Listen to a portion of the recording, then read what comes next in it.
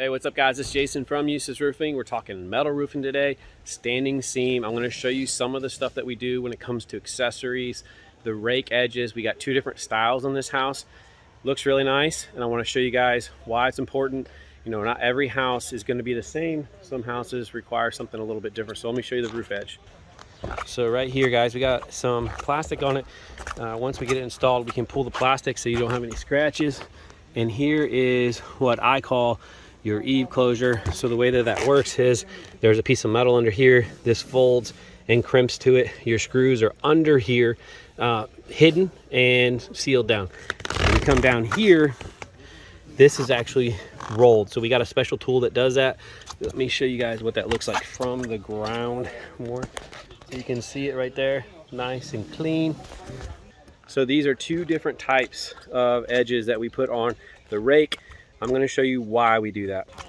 So the reason we did it is you're going to have water running down through here, running through here. So if you put this piece here, the water can get under and it can possibly get to one of the fasteners. So we don't want to do that. So that's why we rolled this, and then we rolled this, and then this is a little bit different over here on the rake edge. Looks really nice from the ground. It also looks nice from the roof. Kind of give you guys an idea of two different styles that we do. Also, I'm going to show you guys, this is the ridge cap. I'm going to show you how we install that. I'll show you the ZBar that we put it on with so that you have a better idea how we fasten that. Because right now, no fasteners that are exposed. All right, so here's our ZBar.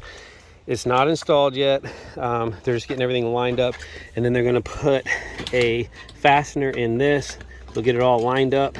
They're also going to put what we call a butyl tape on the bottom of it right here. Just helps seals it. And then this is how it works. So this is just a piece that they've got stubbed up, ready to go.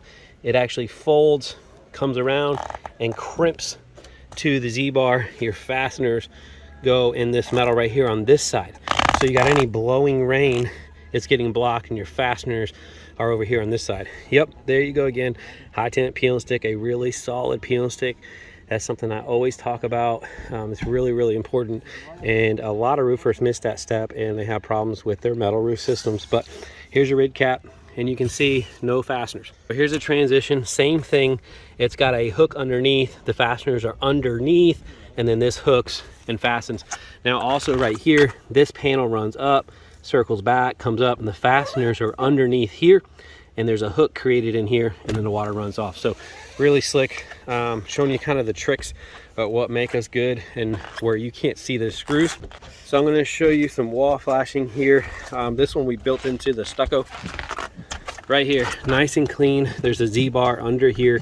This panel folds, it crimps onto there. It goes behind this flashing. This flashing we made in the shop. It runs up the wall.